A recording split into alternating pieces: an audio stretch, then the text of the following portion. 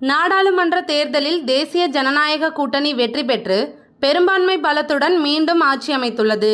பிரதமர் மோடி தலைமையிலான அமைச்சரவை 71 அமைச்சர்களுடன் பொறுப்பேற்றுள்ளது.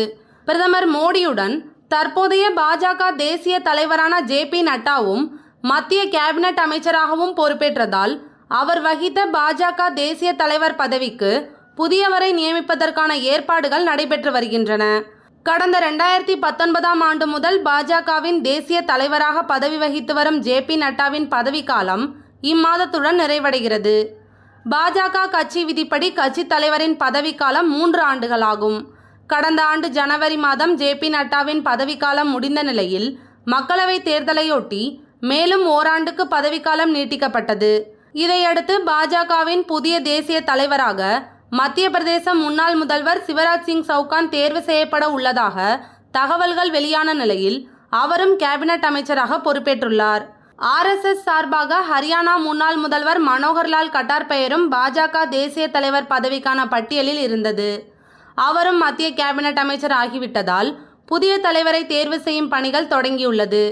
பிரதமர் மோடி தனது தொடர்ச்சியான 3 வெற்றிகளுக்கு பெண் வாக்காளர்களின் பங்களிப்பு அதிகமாக உள்ளதாக தெரிவித்திருக்கிறார். இந்நிலையில் இம்முறை பாஜகவின் தேசிய தலைவர் பதவியை பெண் ஒருவருக்கு வழங்க பாஜக தேசிய குழு ஆலோசித்து வருவதாக கூறப்படுகிறது. பாஜகவில் உயர் சாதியினர், பிற்பட்ட வகுப்பினர், பட்டியல் சமூகத்தினர் இதுவரை தேசிய தலைவர் பதவியில் இருந்துள்ளனர். ஆனால் அந்த பதவியில் பெண் ஒருவர் கூட இருந்ததில்லை. மோடி ஆட்சியில் பழங்குடியினத்தைச் சேர்ந்த திரௌபதி முர்மு குடியரசுத் தலைவராக தேர்ந்தெடுக்கப்பட்டு பதவி வகித்து வருகிறார்.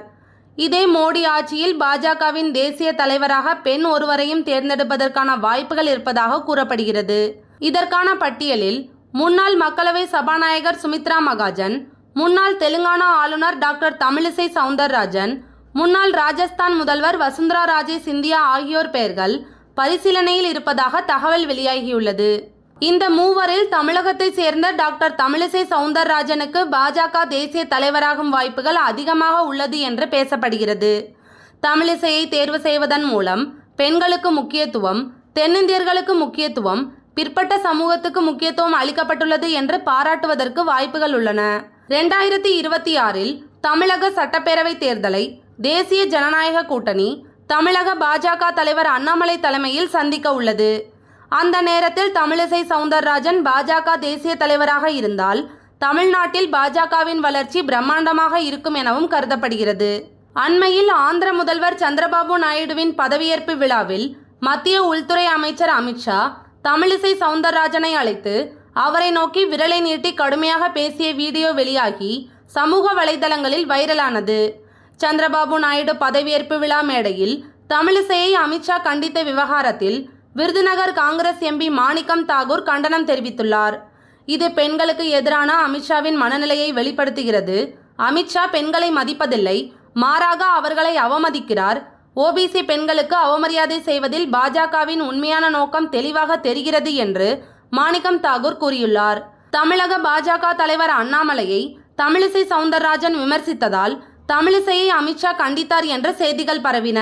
தமிழிசையை அவமதித்த பாஜக மூத்த தலைவர் அமித்ஷாவுக்கு கண்டனம் தெரிவித்து நாடார் சங்கங்கள் சார்பில் போஸ்டர்கள் ஒட்டப்பட்டன. நிலைமை வேறு மாதிரி செல்வதை உணர்ந்த பாஜக மேலிடம் தமிழிசைக்கு ஆலோசனை கூறியதை தொடர்ந்து தமிழிசை தமது எக்ஸ் பக்கத்தில் விளக்கம் அளித்தார். அமித்ஷா தமக்கு ஆலோசனைகள் கூறியதாகவும் தேர்தலுக்கு பிறகு தொகுதியில் களப்பணிகளில் கவனம் செலுத்த வேண்டும் என அவர் கேட்டுக்கொண்டார் என்று தமிழிசை விளக்கம் தெரிவித்திருந்தார்.